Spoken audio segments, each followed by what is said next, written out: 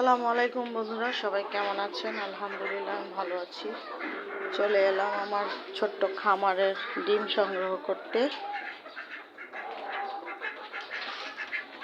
বন্ধুরা, আমার দুইটা টাইগার মুরগি খুব বড় বড় ডিম দেয়।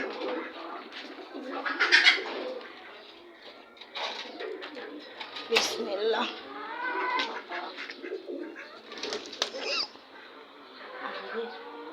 ডিমটা ভেঙেই ফেলে।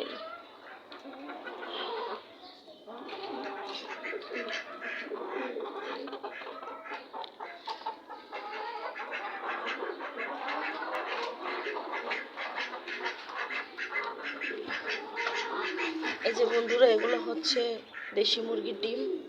তো ছোট ছোট ডিম বন্ধুরা।